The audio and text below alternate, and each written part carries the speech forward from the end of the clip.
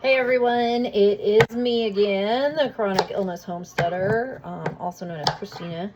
I am making some food for a different kind of animal here we have on the homestead, on our farm. We have a ball python, we have a red-footed tortoise, and we have a bearded dragon. So luckily for me, the bearded dragon and the tortoise eat the same thing, so they get a fresh salad of greens. Today it's spring mix. There's some apple in there. I'm cutting up some yellow squash, some carrots, sweet potato, and radish.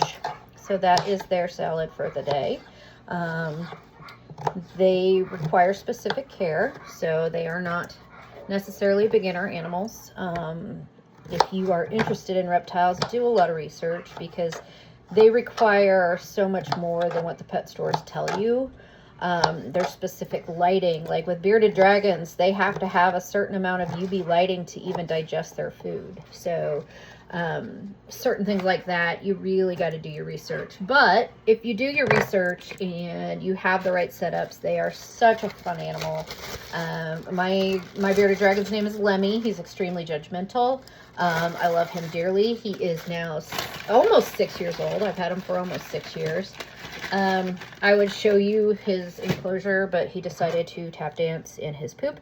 So I got to get that cleaned up before I show you what his enclosure looks like right now because, yeah, he can get very surly if he doesn't get bugs directly on time on the day he's supposed to get bugs.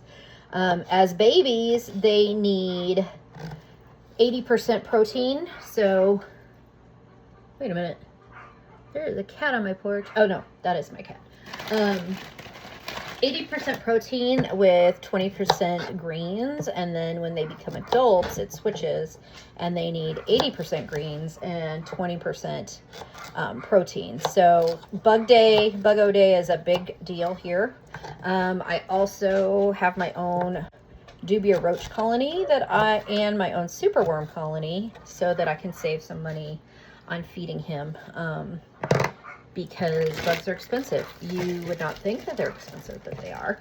You don't ever want to feed your bearded dragon wild bugs because they can actually carry diseases, and you don't want to put your bearded dragon through that. So his bugs come from dubiaroaches.com. They do not sponsor me, but I'd love it if they did.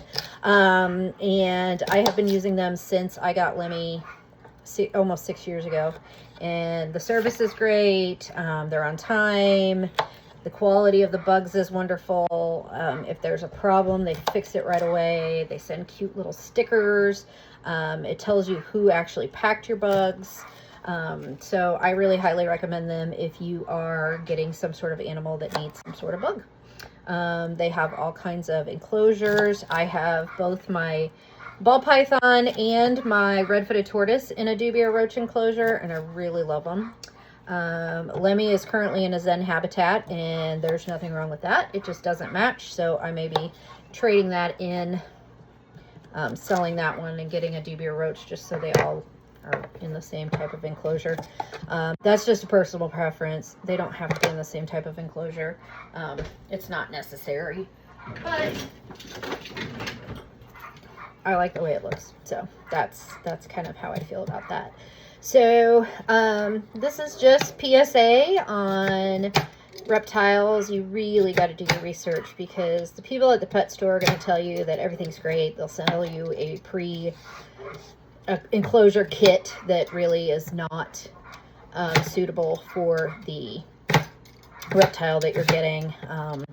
There's size dimensions that you want, certain ones, and they're going to sell you a beginner enclosure, which is fine as long as you know that your reptile is going to need to be out of that enclosure as they grow. Lemmy is in a 4x2x2, so a fairly decent size enclosure, and I would honestly like to get him something bigger at some point when I can afford it.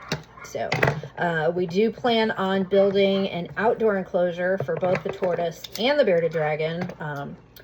And the fun part about having those two is the bearded dragon is from a desert climate, whereas my tortoise is from a forest type climate. So I have to have very little humidity, but high temperatures for my bearded dragon. And I have to have high temperatures and high humidity for my tortoise.